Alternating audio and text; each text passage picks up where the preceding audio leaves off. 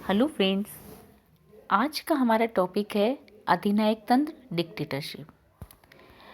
राजतंत्र की भांति ही अधिनायक तंत्र में भी एक ही व्यक्ति का शासन होता है और जो सोवरेन पावर होती है, संप्रभु शक्ति होती है, वह एक ही व्यक्ति में निहित होती है और जिसमें यह सोवरेन पावर निहित होती है उसी व्यक्ति की इच्छा के अनुसार शासन चलता है। अब हम तंत्र और अधिनायक तंत्र एक ही है क्योंकि वहाँ पर भी एक ही व्यक्ति का शासन है और यहाँ पर भी, लेकिन इनमें दोनों में जो मुख्य अंतर होता है वो होता है कि यहाँ का शासक किस प्रकार से पद को ग्रहण कर रहा है। यदि वह विधि पूर्वक या वंशानुक्रम के आधार पर अपना पद ग्रहण कर रहा है तो राजतंत्र है, और यदि वह सैनिक योग्यता या विशेष राजनीतिक समुदाय का नेता होने के कारण अगर पद प्राप्त कर रहा है तो यहाँ हम कहेंगे कि यहाँ पर अधिनायक तंत्र शासन व्यवस्था है। तो इस प्रकार से हम कह सकते हैं कि अधिनायक तंत्र वह शासन व्यवस्था होती है जिसमें कि एक व्यक्ति का शासन होता है और उसकी इच्छा ही जो होती है वह कानून होती है। हम बात करते हैं अल्फ्रेड कार्बन के अनुसार। इनके अनुसार अधिनायकवादी तंत्र एक ऐसे व्यक्ति का शासन होता है जिसने शासक का पद छल, कपट, हिंसा आदि के द्वारा प्राप्त किया है। तो अर्थात हम कह सकते हैं कि यहाँ पर जो पद प्राप्त किया गया है वह विधि के द्वारा या विधि में निहित प्रक्रिया के द्वारा नहीं प्राप्त किया गया है, बल्कि बलपूर्वक या हिंसा के द्वारा प्राप्त किया गया है। इसी प्रकार से न्यूमैन ने इसकी परिभाषा देते हुए कहा है कि अधिनायक तंत्र से हमारा अभिप्राय एक व्यक्ति या व्यक्तियों के समूह के शासन से है जो राज्य में सत्ता पर बलपूर्वक अधिकार कर लेते हैं और उसका असीमित रूप से प्रयोग करते हैं।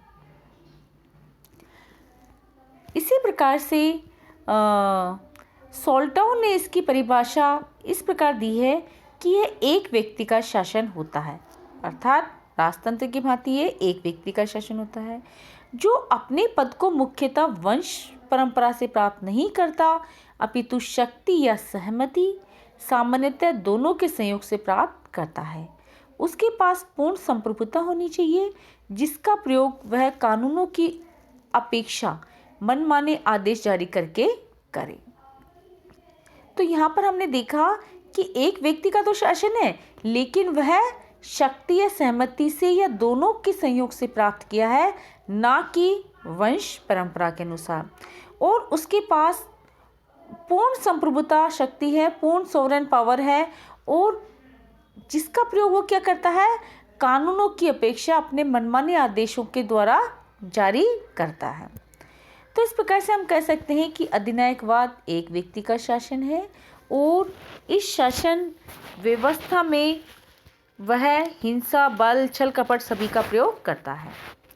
बात करते हैं हम अधिनायक तंत्र की फीचर्स की या लक्षण की। न्यूमैन ने इसके 5 लक्षण बताए हैं। जैसे ये एक पुलिस राज्य होता है, इसमें शक्तियों का केंद्रीकरण होता है, इसमें एक सर्वाधिकारवादी राजनीतिक दल होता है, इसमें सार्वजनिक जीवन पर कठोर नियंत्रण होता है, वह नागरिकों में भय उत्पन्न करने में विश्वास करता है। इसी प्रकार से हम कह सकते हैं कि अधिनायक तंत्र की जो सामान्य विशेषता है वो इस प्रकार है। पहली है लोकतांत्रिक प्रक्रिया के विरुद्ध। जहाँ भी अधिनायक तंत्र की स्थापना होती है वहाँ पर प्रजातंत्र विरोधी भावनाएं होती हैं। ये लोग प्रजातंत्र का विरोध करते हैं और अधिनायकों और उसके समर्थकों के अनुसार इन्होंने लोकतंत्र को सड़ा हुआ शब्द डिकेइंग कार्पोस कहा है और संसद को बकवास की दुकानें टॉकिंग शॉप्स कहा है। तो इस प्रकार से अधिनायकवाद लोकतंत्र को घृणा की दृष्टि से देखता है। इसी प्रकार से यह हिंसा और षड्यंत्र में विश्वास रखता है, यानी कि हिंसा के द्वारा यह नागरिकों के अधिकारों को दबाता है। किसी भी प्रकार की क्रांति का यह षड्यंत्र जो रचते हैं तो उसको उसी वक्त ये दबाने में विश्वास रखता है। यह व्यक्तिगत स्वतंत्रता का शत्रु भी होता है क्योंकि यह राजनीतिक विरोध को कभी भी पसंद नहीं करता है।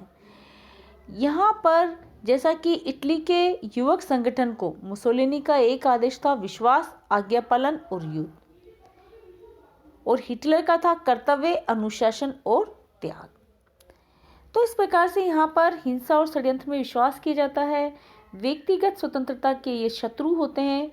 इसी प्रकार से यहाँ पर राज्य को सर्वोच्च स्थान दिया जाता है, अर्थात यहाँ पर सर्वाधिकारवादी भावना होती है। यहाँ पर एक अधिकेंद्रित या सर्वाधिकारवादी राज्य टोटलिटेरियन स्टेट होता है, और इस प्रकार के राज्य में समाज, राज्य और सरकार के भेदों को समाप्त कर शासक वर्ग सर्वशक्तिमान सत्ता की स्थिति प्राप्त कर लेता है, और नागरिक जीवन का कोई भी ऐसा पक्ष नहीं होता है जिस पर उसका नियंत्रण नहीं होता है। मुसोलिनी का प्रवचन था कि सब कुछ राज्य के अंतर्गत है और राज्य के बाहर कुछ भी नहीं है, और ना ही राज्य के विरुद्ध कुछ है। इसका सीधा सा तात्पर्य है कि किसी भी व्यक्ति को, नागरिकों को या नागरिकों के समुदाय को राज्य का विरोध करने का अधिकार नहीं है। इसी प्रकार से उग्रवादी विचारधारा का ये समर्थक है। क्यों है? क्योंकि इसमें उग्र राष्ट्रवाद की भावना होती है। शासक वर्ग जनता पर अपना पूर्ण नियंत्रण बनाए रखता है और राष्ट्र के प्रति भक्ति की भावनाओं को भड़काकर वह उसे चरम पर पहुंचा देता है। अपनी जाति, अपनी संस्कृति और अपने देश और उसकी व्यवस्था का यशोगान किया जाता है, वहीं दूसरी ओर दूसरे देशों को तुच्छ और हीन सिद्ध करने की कोशिश की जाती है। इसी प्रकार से यहाँ विरोधियों का अंत कर दिया जाता है, अर्थात जो भी व्यक्ति या नागरिकों का समुदाय इस शासन व्यवस्था का विरोध करता है तो उसका क्या होता है, उसे वहीं पर दबा दिया जाता है। इसी प्रकार से जो अधिनायकवाद है वह एक दल, एक नेता और एक कार्यक्रम में विश्वास रखते हैं, क्योंकि ये स्वयं से संबंधित राजनीतिक दल के साथ साथ अन्य राजनीतिक दलों के अस्तित्व को स्वीकार ही नहीं करते हैं। अधिनायकवाद में एक ही व्यक्ति आवश्यक रूप से सर्वोच्च नेता होता है, जिसे राष्ट्रीय एकता और सम्मान के प्रतीक के रूप में श्रद्धा या विश्वास का पात्र माना जाता है। इसी प्रकार से यहाँ पर एक ही पार्टी का शासन होता है। जैसा कि हम कह सकते हैं कि जैसे चाइना है, यहाँ पर सिर्फ साम्यवादी पार्टी का ही शासन है, अन्य पार्टी शासन सत्ता में नहीं आती है। इसी प्रकार से यहाँ पर केंद्रीकरण का ज़्यादा महत्व है, अर्थात समस्त शक्तियाँ पिरामिड के सर्वोच्च बिंदु पर केंद्रित रहती है और सारी शक्तियाँ एक ही व्यक्ति या एक ही व्यक्तियों के समूह या एक ही दल में सेंट्रलाइज्ड होती हैं, केंद्रीकृत होती हैं। तो इस प्रकार से हमने देखा कि जो अधिनायकवाद है यह ऐसी शासन व्यवस्था है कि यहाँ पर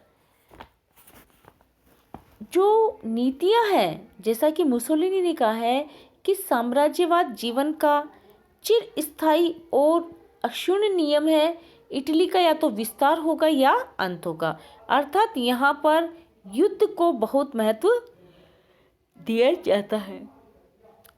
जैसा कि हिटलर कहा करता था कि पुरुष के जीवन में युद्ध का वही महत्व है जो स्त्री के जीवन में मातृत्व का।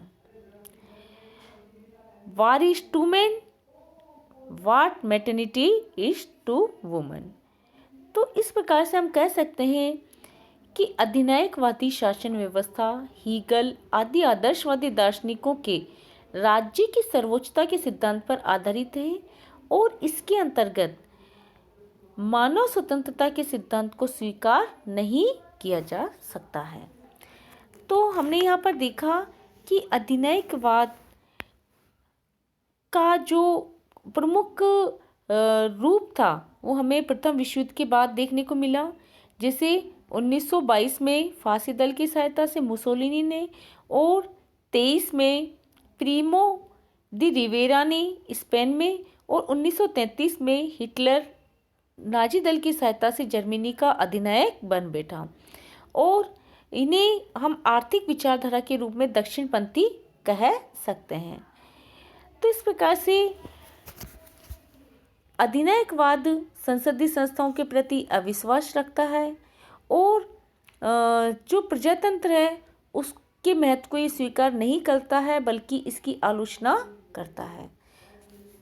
कल हम इसके अधिनायकवादी शासन व्यवस्था के गुण और दोषों के बारे में अध्ययन करेंगे कि एक अधिनायकवादी शासन व्यवस्था के क्या गुण और क्या दोष हो सकते हैं। धन्यवाद।